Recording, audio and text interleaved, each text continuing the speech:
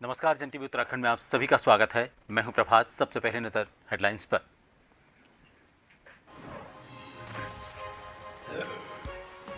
CM Dhami ने मां धारी देवी और श्री नागराजा देव डोली शोभा यात्रा का किया शुभारंभ।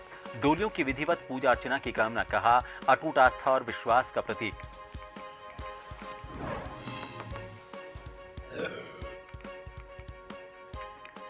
सीएम धामी ने 14 से 22 जनवरी तक उत्तरायणी पर्व बनाने के निर्देश। दीपावली की भांति कार्यक्रम आयोजित करने के डीएम को आदेश। कार्यक्रमों की रूपरेखा करें तैयार। राम मंदिर प्राण प्रतिष्ठा पर सांसद निशंक का बयान, कहा निमंत्रण अस्वीकार कर कांग्रेस होना चाहती है खत्म। देश के लोग कांग्रेस को नकार रहे हैं।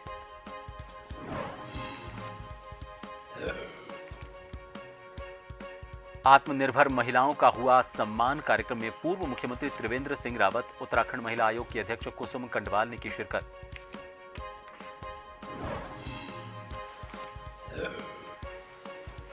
नगरपालिका द्वारा लगाए गए यूजर चार्ज का मामला गरमाया। लोगों ने ईओ के खिलाफ किया प्रदर्शन। चार्ज के बजट को बोर्ड में नहीं करवाया गया पास।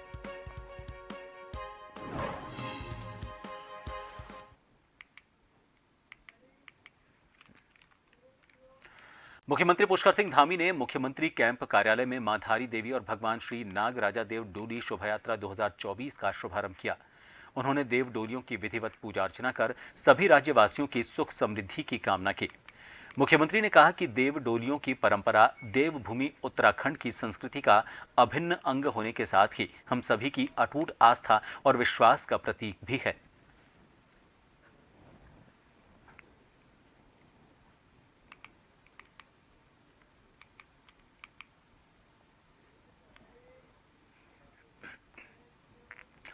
मुख्यमंत्री पुष्कर सिंह धामी ने 14 जनवरी मकर संक्रांति से 22 जनवरी तक प्रदेश में उत्तरायणी पर्व बनाने के निर्देश दिए हैं।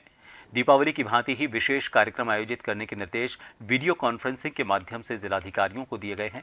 मुख्यमंत्री ने कहा है कि हर जिलाधिकारी अपने अपने कार्यक्रमों की रूपरेखा तैयार करे और कार्यक्रम को एक सरकारी कार्यक्रम न बनाते हुए पूरे प्रदेशवासियों का कार्यक्रम बनाना सुनिश्चित करे।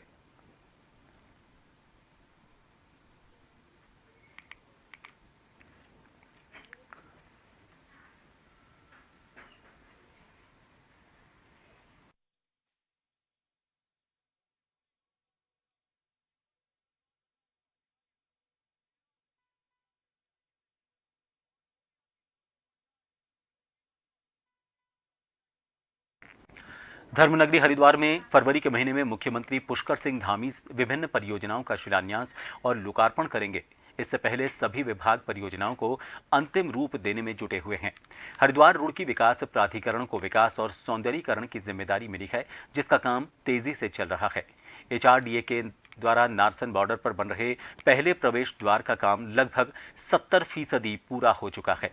शंकराचार्य चौक पर खेल सुविधाओं के विकास के साथ साथ हर कोर्ट में दीवारों पर खेल से जुड़ी पेंटिंग बनाई जा रही हैं। फ्लाईओवर के नीचे हो रहे निर्माण कार्य में पार्किंग, बैडमिंटन कोर्ट, बास्केटबॉल और स्केटिंग की सुविधा मिलेगी।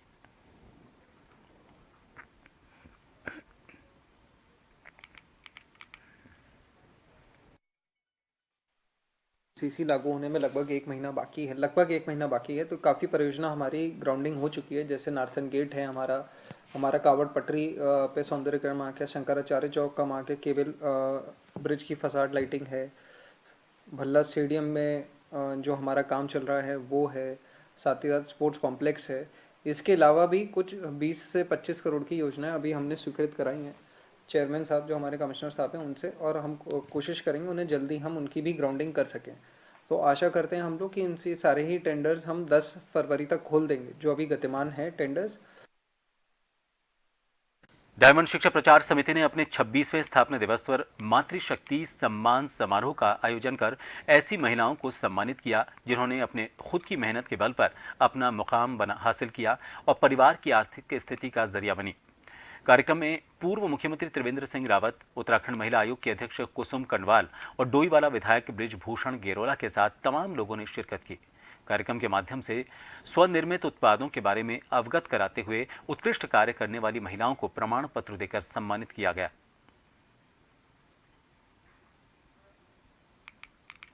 सोच है, एक प्रोफेशनल सोच उनके अंदर डेवलप करनी पड़ेगी। अभी हमारे सामान्यतः हमारे युवाओं की जो सोच है वो सर्विस की है, नौकरी की मानसिकता है। अगर उस माइंड सेट से हम बाहर हो जाएंगे तो निश्चित रूप से हम अपने पैरों पर खड़े हो सकते हैं और स्वयं नहीं कुछ और लोगों को भी रोजगार देने लायक बन सकते हैं। आपको लिए चलेंगे जयपुर, जहां पर भाजपा प्रदेश मुख्यालय में राजस्थान के मुख्यमंत्री भजनलाल पहुंचे हुए हैं। लगातार बैठकों के सिलसिले चल रहे हैं। आज बैठक का दूसरा दिन है। लोकसभा चुनाव के अलावा और कई मुद्दे हैं जिनको लेकर ये बैठकें चल रही हैं। सीधी तस्वीरें आपको दिखा रहे हैं। जयपुर में भाजपा मुख्यालय से मुख्यमंत्री भजनलाल शर्मा मीटिंग में शामिल होने के लिए पहुंचे हुए हैं।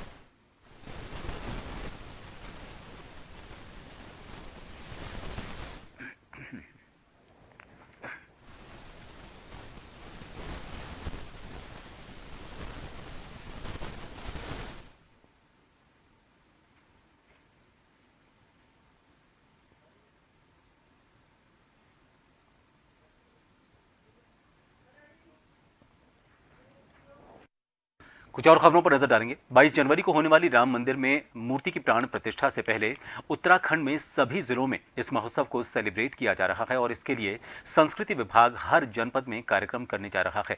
साहित्य एवं संस्कृति कला परिषद के उपाध्यक्ष मधु भट्ट ने बताया कि 14 जनवरी से 22 जनवरी तक प्रदेश के तमाम मंदिरों में स्वच्छता अभियान और रामकथा समेत कई कार्यक्रम आयोजित किए गए हैं।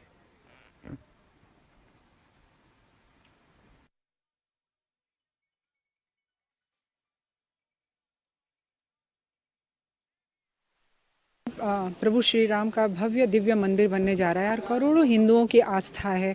प्रभु श्री राम की भक्ति को अपने भावों के माध्यम से, विभिन्न तरीके से पूजा अर्चना के माध्यम से प्रभु श्री राम का चरित्र का मानस पाठ जो किया जाएगा, प्रत्येक मंदिरों में वो पाठ किया जाएगा। अखंड रामायण और रामचरित्र मानस का प्रभु श्री जैसे तुलसी दास जी ने जो हमारी इतनी बड़ी जो काव्य ग्रंथ करा है उसके अनुसार सुंदर कांड, कई उसमें कांड है, उनके अनुसार जो है अपनी श्रद्धा के माध्यम से मंदिरों में पूजा अर्चना की जाएगी।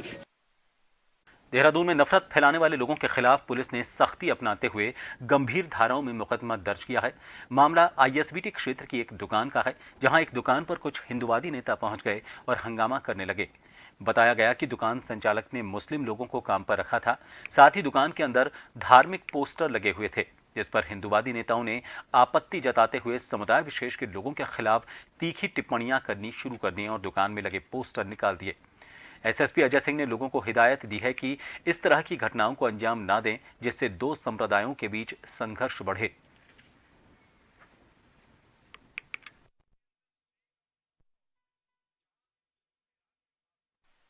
प्राय देखा जा रहा है कि सोशल मीडिया पर कुछ लोग सही फैक्ट की जानकारी ना करके और कहीं ना कहीं किसी मुद्दे को हाईलाइट कर दे रहे हैं और कोई धार्मिक भावनाओं को भी आहत कर रहा है। क्योंकि ऐसा ही एक सोशल मीडिया पर एक वीडियो वायरल हो रहा था, धर्म आधारित था और जिसमें धार्मिक नारे और किसी धर्म विशेष के लिए भी बातें कही गई।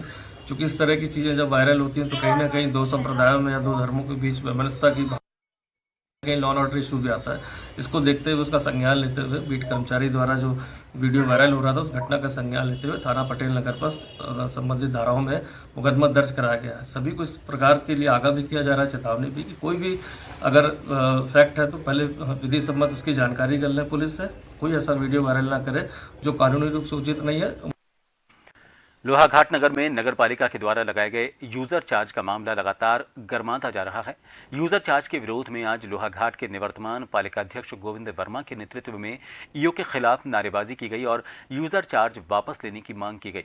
निवर्तमान पालिका अध्यक्ष गोविंद वर्मा और सभासदों ने कहा कि पालिका प्रशासक और ईओ ने नगरवासियों को विश्वास में लिए बिना यूजर चार्ज लगा दिए हैं। यूजर चार्ज की वसूली शुरू कर दी गई है और इस मामले में पालिका बोर्ड को बेवजह घसीटकर बदनाम किया जा रहा है।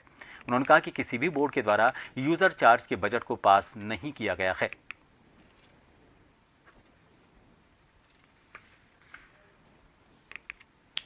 पुराने बोर्ड को ये बदनाम करने का पूरा प्रयास है इनका और जनता को गुमराह करने का प्रयास है। अगर बोर्ड में कोई इस प्रकार का प्रस्ताव आया भी है तो सिर्फ 6 महीने के लिए ही बाध्य होता है, 6 महीने बाद स्वतः ही निरस्त हो जाता है। और इनका कहना है कि 16 सत्र में एक बोर्ड में प्रस्ताव पास हुआ था, ये सरासर गलत बात कह रहे हैं। 16 सत्र में ये चर्चा हुई थी कि बोर्ड में जो निवर्तमान बोर्ड पुराना बोर्ड था, हमसे पुराना बोर्ड, उसमें ये चर्चा हुई थी कि जनता से सलाह मशवरा लिया जाए, जनता से राय ली जाए कि इसमें क्या क्या किया जाए करके। तो अखबारों के माध्यम से, अन्य माध्यमों से जनता को जागरूक करने के लिए कुछ नगर पंचायत द्वारा विज्ञापन भी प्रसारित किए गए और जिसमें जनता का कोई सुझाव नहीं आया। हरिद्वार रुड़की विकास प्राधिकरण के उपाध्यक्ष अंशुल सिंह के नेतृत्व में एचआरडीए की टीम लगातार अवैध कामों पर शिकंजा कसने का काम कर रही है। विभाग की टीम ने सुमन नगर में एक निर्माणाधीन वेयर हाउस को सील किया। इस दौरान ग्राम सराय में लगभग 35 बीघा जमीन पर गुलजार और फरमान द्वारा अवैध प्लॉटिंग विकसित की जा रही थी। अवैध प्लॉटिंग के विरुद्ध कड़ी कार्रवाई करते हुए इसे भी सील किया गया। अवैध निर्माणकर्ताओं को हिदायत दी गई है कि किसी प्रकार से अवैध निर्माण नहीं करें।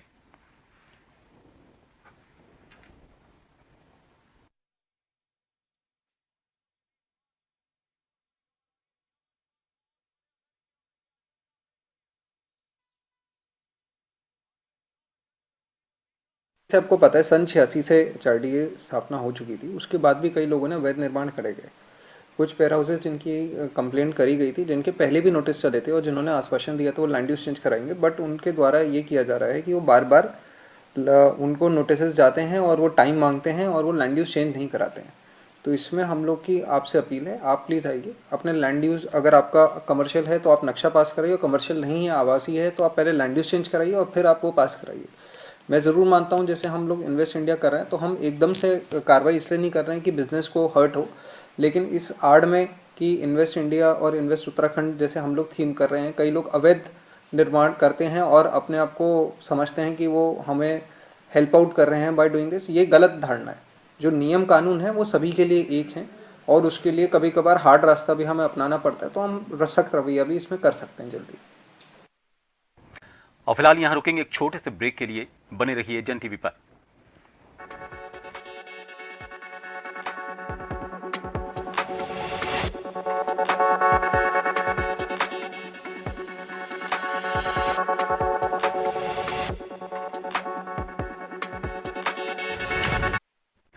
ब्रेक के बाद एक बार फिर आप सभी का स्वागत है। खटीमा विकासखंड के बिरिया मझोला पंचायत घर में बहुउद्देशीय शिविर का आयोजन किया गया। आपको बता दें कि अनुसूचित जनजाति आयोग की अध्यक्ष लीलावती राणा के आदेश के अनुसार जनजाति क्षेत्र में पूरे उत्तराखंड के अंदर जनजाति के लोगों की मूलभूत समस्याओं के समाधान के लिए बहुउद्देशीय इस शिविर का आयोजन किया जा रहा है। इसी संदर्भ में खटीमा विकासखंड के अंतर्गत बिरिया मझोला पंचायत घर में भी थारू जनजाति के लोगों की समस्याओं के समाधान के लिए बहुउद्देशीय शिविर का आयोजन किया गया। इस शिविर में सभी विभागों ने अपने अपने शिविर लगाकर लोगों की समस्याओं का समाधान किया।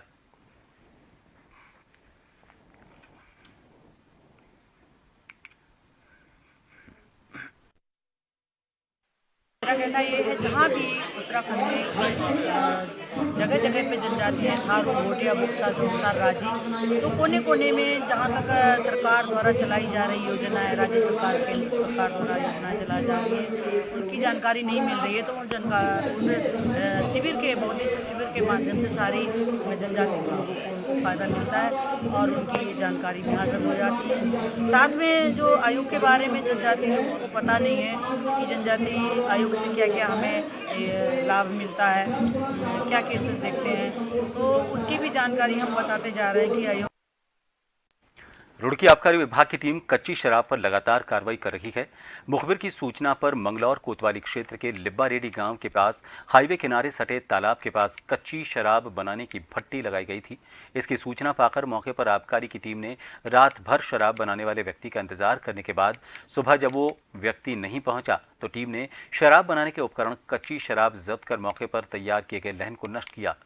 आरोपी की तलाश में टीम जुटी हुई है।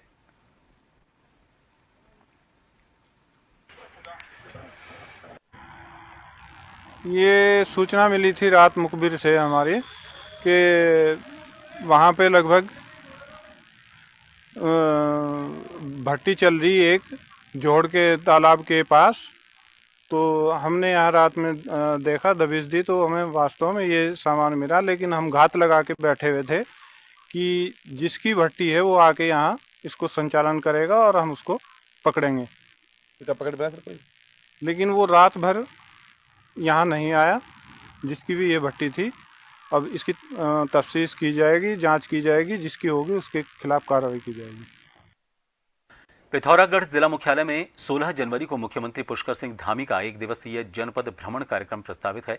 मुख्यमंत्री के प्रस्तावित कार्यक्रम को लेकर सांसद अजय टम्टा ने भाजपा कार्यालय में प्रेस कॉन्फ्रेंस की। इस दौरान सांसद टम्टा ने कहा कि अब चुनाव भी नजदीक हैं, जिसे लेकर सभी तैयारियां पूरी कर ली गई हैं।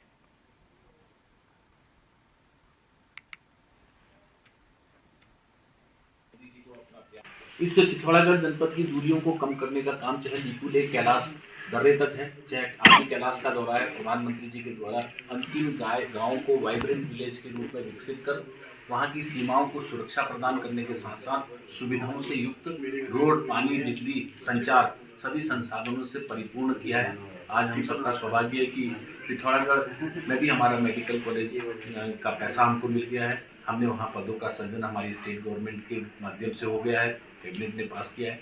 वहीं जल जीवन मिशन के माध्यम से बड़ी बड़ी योजनाओं को लिफ्ट योजनाओं के माध्यम से करने का पूरा किया है। अभी पिछले 25-30 साल से मेरा पिथौरागढ़ का रनवे कंप्लीट हो रहा था।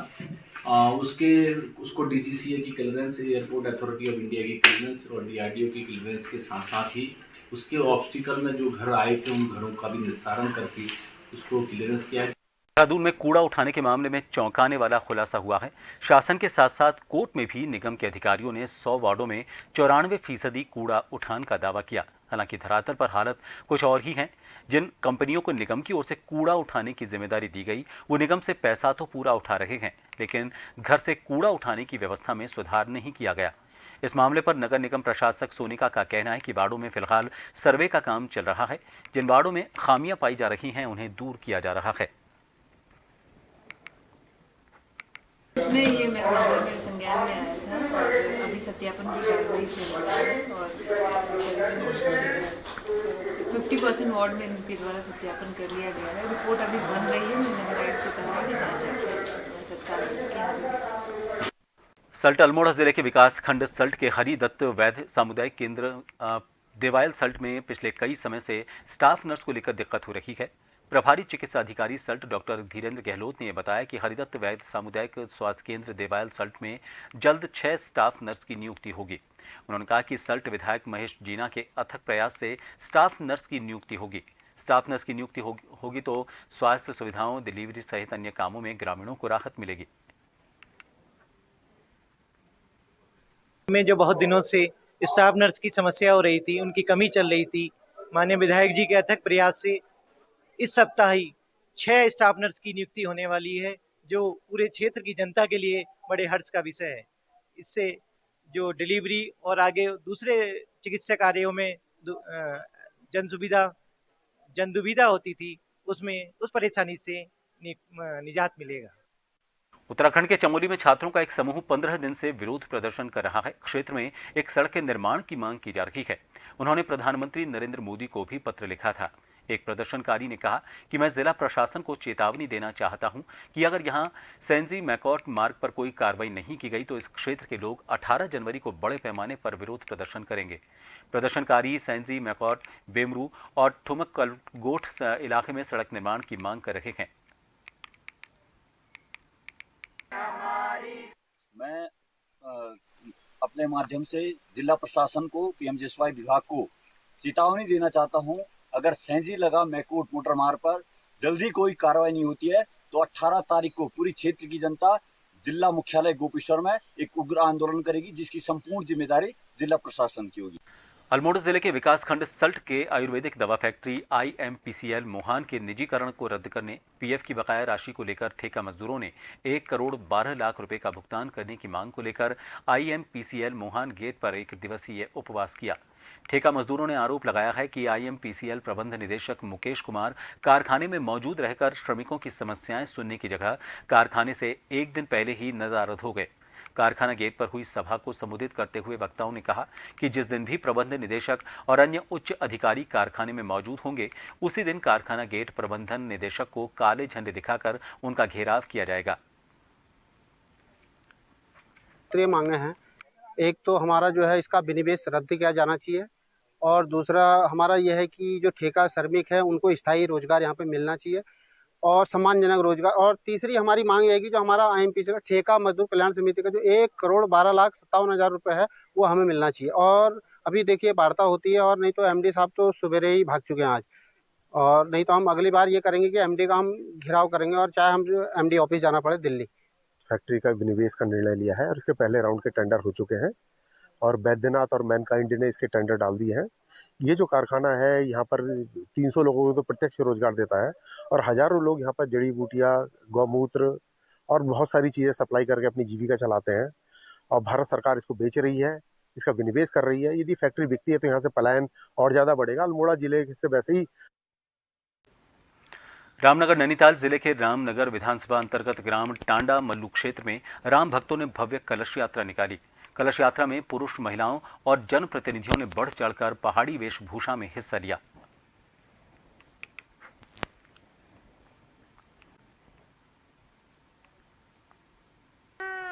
राम 500 साल के बाद 22 जनवरी को विराजमान हो रहे हैं, जिसके निमित्त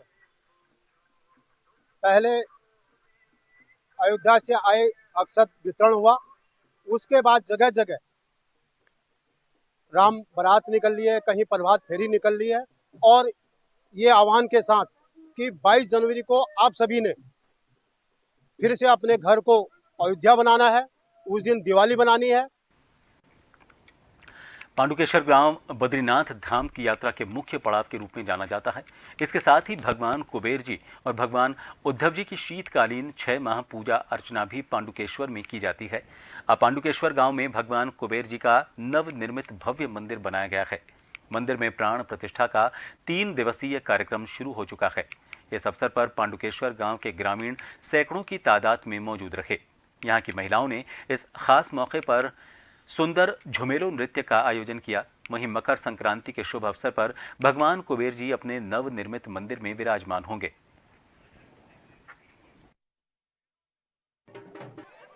जो आज का ये महोत्सव है, ये जो है हमारा मंदिर शुद्धिकरण पूजा है। 200 साल पहले जो है मंदिर, हमारा पुराना मंदिर था, उसका जो जीर्ण अवस्था में था, उसका जो है अभी हमने 4 साल पहले उसका जीर्णोद्धार किया और इसको जो है हमने राजस्थान के पत्थर साउथ की शैली में बनाया है।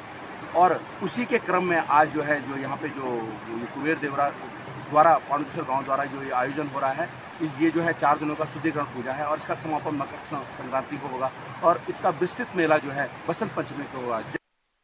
फिलहाल के लिए इस बुलेटिन में इतना ही। नमस्कार।